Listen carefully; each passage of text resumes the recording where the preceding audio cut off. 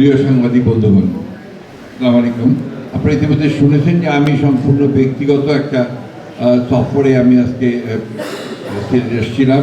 মূলত আমাদের অত্যন্ত শ্রদ্ধেয় আমাদের হযরত শাহজালাল পীর সাহেবের এই পীর সাহেবের দরগা জিয়ারত করতে এবং শাহপুরান সাহেবের দরগা জিয়ারত করতে আমরা এই ঠিক করেই চলে যাব কিছুক্ষণ পরে। এটার মূল কারণটা হচ্ছে যে আমি আপনার আমাদের দেশের যেরকম খালেদা জিয়ার ইন্তেকালের পরে আমি আমার খুব ইচ্ছা ছিল যে এখানে এসে আমি তার ফেরাতের জন্য দোয়া চাইব। একই সঙ্গে আমাদের নেতা যারা তারেক রহমান সাহেব তার সুস্বাস্থ্য দীর্ঘায়ু এবং সাফল্যের জন্য দোয়া চাইব। আপনারা সবাই জানেন যে আমরা একটা দীর্ঘ সময় গণতন্ত্রের পুনঃপ্রতিষ্ঠার জন্যে, গণতন্ত্রের একটা প্রাতিষ্ঠানিক রূপ দেওয়ার জন্য আমরা সংগ্রাম করেছি, লড়াই করেছি প্রায় দীর্ঘ 15-16 বছর। এবং এই 15-16 বছরে আমাদের বিএনপির শুধু প্রায় 60 লক্ষ মানুষের বিরুদ্ধে মিথ্যা মামলা দেওয়া হয়েছে। আমাদের প্রায় 20,000 নেতা কর্মীকে হত্যা করা হয়েছে।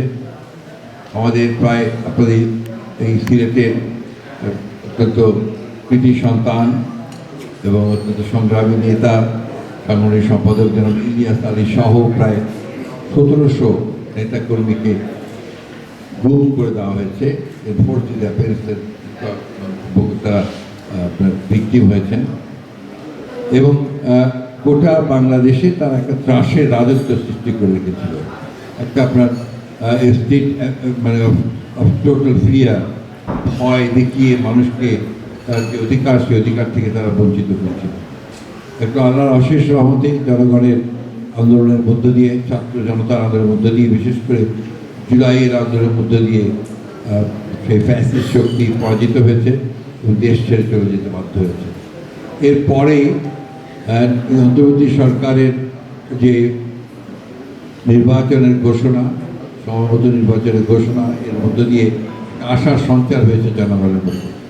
যদি অনেক অনিশ্চয়তার কথা অনেকে বলেন, অনিশ্চয়তার কথা আপনার পত্রপত্রিকা মিডিয়াতে আসে, তারপরেও দেখা যাচ্ছে যে ধীরে ধীরে কিন্তু আমরা সেই নির্বাচনের যে পথ, সেই পথেই আমরা এগিয়ে চলেছি। 26 সালের ফেব্রুয়ারি মাসের 12 তারিখে নির্বাচন অনুষ্ঠিত হওয়ার কথা। এখন পর্যন্ত আপনি জানেন যে বাছাইও হয়ে গেছে। এরপরে আপনার সর্বশেষ যেটা আসবে প্রতীক বরাদ্দ আসবে, তারপরেই পুরো দমে নির্বাচনের প্রচারণা শুরু হবে। আমাদের কাছে এই নির্বাচনটা শুধু আমাদের কাছে নয়, জাতির জন্যে অত্যন্ত গুরুত্বপূর্ণ। এই জন্যে যে দীর্ঘ 15 বছর এই জাতি তাদের যে অধিকার, ভোট দেওয়ার যে অধিকার, সেই অধিকার থেকে তারা বঞ্চিত হয়েছে। আমরা যেটাকে সবসময় মনে করি যে গণতন্ত্রের একটা পূর্ব শর্ত হচ্ছে একটা নির্বাচনের মধ্য দিয়ে নির্বাচিত পার্লামেন্ট গঠন করা এবং সেই পার্লামেন্টের মাধ্যমে একটি সরকার গঠন করা, যারা দেশে সত্যিকার অর্থেই একটা গণতান্ত্রিক ব্যবস্থা, গণতান্ত্রিক সুশাসন তারা এখানে প্রতিষ্ঠা করবে এবং রুল অফ ল প্রতিষ্ঠা করবে। এটা হচ্ছে যে মিনিমাম আপনার চাহিদা, নাগরিকদের ন্যূনতম চাহিদাই হচ্ছে যে তার যে সুশাসন থাকে, ন্যায় বিচার থাকে, বিচার বিভাগের স্বাধীনতা থাকে, আপনাদের যারা আপনারা মিডিয়ায় কাজ করছেন তাদের স্বাধীনতা থাকে, দেখবার, কথা বলবার। এই বিষয়গুলো কিন্তু গত 15 বছর একদম পুরোপুরিভাবে আপনার তিরোহিত হয়ে গিয়েছে। আজকে আবার সেই সুযোগ এসেছে আমাদের সামনে।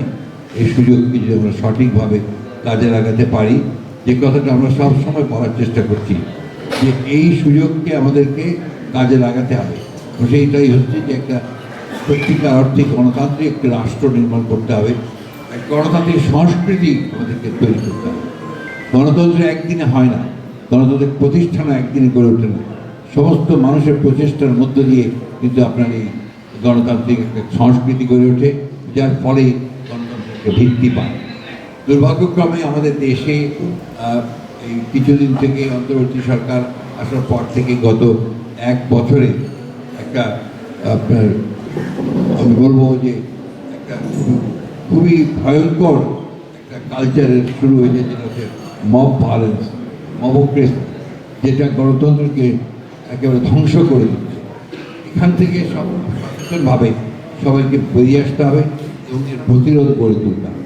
তো সেটা সম্ভব একমাত্র একটা গণতান্ত্রিক ব্যবস্থা যদি আমরা চালু করতে পারি এবং সুষ্ঠু নির্বাচন করতে পারি, তাহলে সেটা সম্ভব। আমরা অত্যন্ত আশাবাদী যে আগামী যে নির্বাচন 12 তারিখে, ফেব্রুয়ারি 12 তারিখে অনুষ্ঠিত হবে, এখানে যে সমস্ত দলগুলো অংশগ্রহণ করছেন তারা অবাধ সুষ্ঠু একটা নির্বাচন তারা করবেন। ইলেকশন কমিশনও তারা অত্যন্ত আপনার কনফিডেন্ট যে তারা এখানে সুষ্ঠুভাবে নির্বাচন করতে পারবেন। গভর্নমেন্টও সেইভাবেই কাজ করবে। সুতরাং আমরা মনে করি যে নির্বাচন তার পথে, তার গতিতে এগিয়ে চলেছে। আমরা সবাই যদি তাকে সহযোগিতা করি, নিশ্চয়ই নির্বাচন কমিশন সফলভাবে একটি নির্বাচন উপহার দিতে সক্ষম হবে। আমি এটুকুই বলতে চাই, শুধু আবারও এটুকু বলতে চাই, দেশনেত্রী বেগম খালেদা জিয়া তিনি আমাদের বিএনপির নেত্রী ছিলেন না, তিনি সমগ্র বাংলাদেশের নেত্রী ছিলেন এবং বাংলাদেশে গণতন্ত্র প্রতিষ্ঠার জন্য তিনি তার সমস্ত জীবনটাই উৎসর্গ করেছেন। তার রাজনৈতিক জীবনের পুরোটাই হচ্ছে গণতন্ত্রের জন্য সংগ্রাম করা। সেই সংগ্রাম তিনি করেছেন এবং সেই সংগ্রামের মধ্য দিয়ে আমাদের মাঝ থেকে চলে গেছেন। আল্লাহর কাছে অশেষ শুকরিয়া আদায় করতে চাই যে তার চলে যাওয়াটা হয়েছে একটা রাজকীয় চলে যাওয়া। এই দেশের মানুষ যে তাকে কত ভালোবাসত তার প্রমাণ আমরা দেখেছি এই 30 তারিখে তার জানাজার মধ্য দিয়ে আমরা সেটা লক্ষ্য করেছি। আমরা সবাই তার আত্মার মাগফিরাতের জন্য কামনা করব। তিনি যে লক্ষ্যে আন্দোলন করেছেন, কারা নির্যাতন ভোগ করেছেন, কষ্ট করেছেন, অর্থাৎ একটি গণতান্ত্রিক বাংলাদেশ তিনি দেখতে চেয়েছিলেন, সেই বাংলাদেশ যেন আমরা থেকে উপহার দিতে পারি, সেটাই হবে আমাদের একমাত্র লক্ষ্য। আজকে এই সময়টা কিন্তু অত্যন্ত গুরুত্বপূর্ণ একটা সময়। এই সময়টা আমাদের জাতির জীবনে একটা ক্রান্তিকালের মতো। আমরা যদি ফিল করি একটা সুষ্ঠু অবাধ নির্বাচন করতে, গণতন্ত্র ফিরে দিতে, তাহলে জাতিগতভাবে আমরা ফিল করবো। শুধু আমাদেরকে অত্যন্ত সাবধানে পা ফেলতে হবে, আমাদের কোনো প্রভোকেশনে পা দেওয়া উচিত হবে না। আমাদের এমন কোনো কাজ, রাজনৈতিক কাজ করা ঠিক হবে না যে সমস্ত কাজগুলো আমাদের এই উদ্দেশ্যকে ব্যাহত করতে পারে। আমি সবশেষে সকলের কাছে, সব রাজনৈতিক দলগুলোর কাছে এই আহ্বান জানাতে চাই, আসুন আমরা সবাই মিলে অন্তত যে সুযোগটা আমরা পেয়েছি সেই সুযোগটাকে আমরা কাজে লাগাই।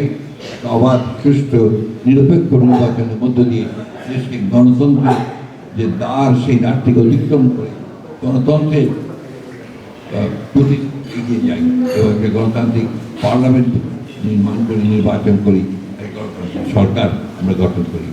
এই হোক আমাদের আগামী দিনের লক্ষ্য।